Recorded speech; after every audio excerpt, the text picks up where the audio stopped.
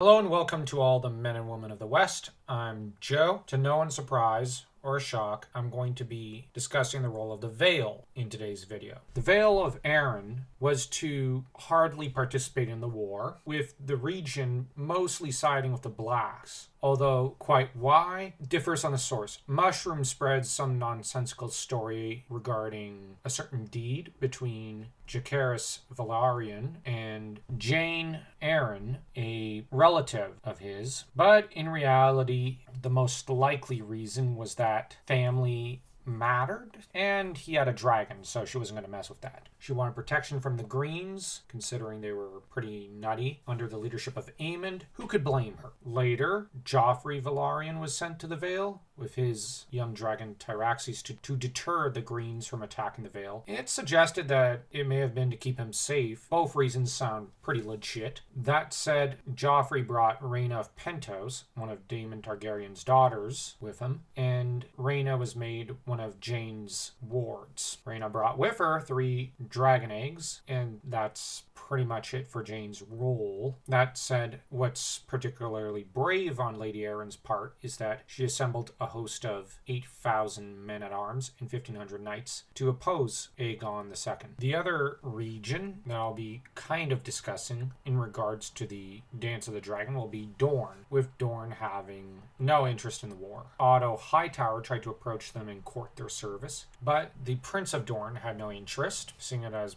not really his problem. And in his letter back to Otto, he references that war and says no. And that's it for the Vale and Dorne. Now, much as I would love to jump into a certain particular region, such as Riverlands or even Stormlands, at the moment, continue with more certain events as the events overtake regions for a short time. And then I'm going to go back to discussing things in regional terms. With that said, the Riverlands were to see some of the bulk of the action for a bit, because for one thing, Daemon, just before the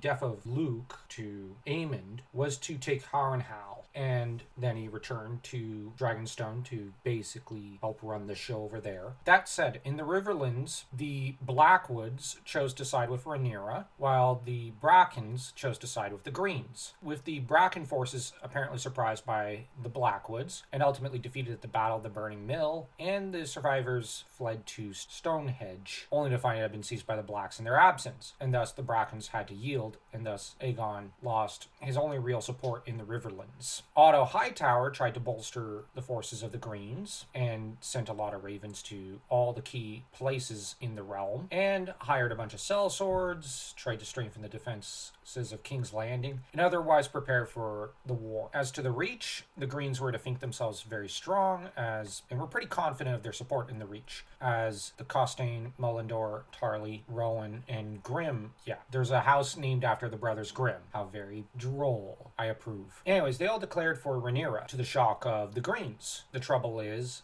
Otto got very worried and warned his nephew, Ormond, to attack these forces. The trouble is that normally House Tyrell would probably put down some of these revolts, but the trouble is that ultimately House Tyrell couldn't do anything. They're ineffectual because they were in a regency period. So this eliminates the Tyrells from any real action throughout the war, for the most part. As to the Greyjoys, they were off ravaging everything they could, because why not? And, of course, you have, by this time, Aegon II getting increasingly frustrated with his grandfather, and so kicks him out of the capital and declares Criston Cole his hand, with Criston Cole basically saying, escalate and destroy everyone who denies you are king. Means that half the realm is to be executed, which, yeah, that doesn't go over very well. Another group that was splintered in two was the Kingsguard. 7 Kingsguardsmen deciding that they should serve Rhaenyra, and this would ultimately lead to a Kingsguard civil war. Criston Cole was to ultimately decide that Lord Darkland had to be beheaded for choosing Rhaenyra, so Duskendale was sacked, its lord beheaded, with the Greens committing everything to the battle at Rook's Rest. This is the climax of the early part of the war. I guess why I had to focus a bit on the Crownlands for this video video because there's a major event that takes place, which most Game of Thrones fans are probably more familiar with than I am. That is to say, the death of Rhaenys, the queen that never was, who tries to throw herself into the middle of the battle at Rook's Rest with her dragon Maelys. This doesn't end well for her, as Aegon II, atop Sunfire, and Prince Aemond, who's riding Vhagar, probably the most ferocious dragon in the war,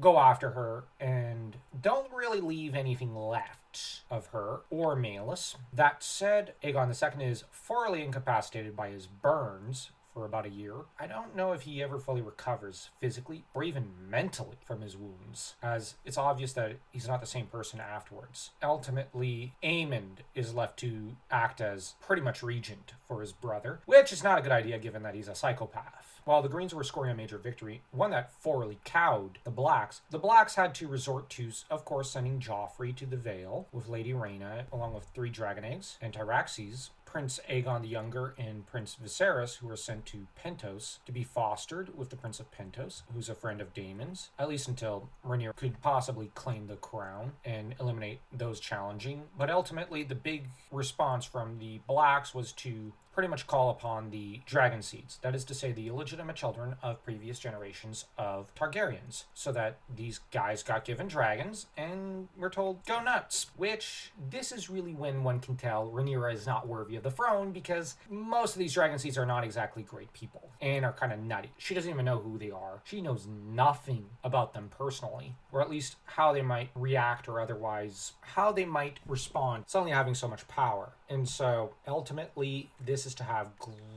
grave repercussions. Tell me what you think of this video, and don't forget to smash that like and that subscribe button as though you were a dragon breathing fire on it.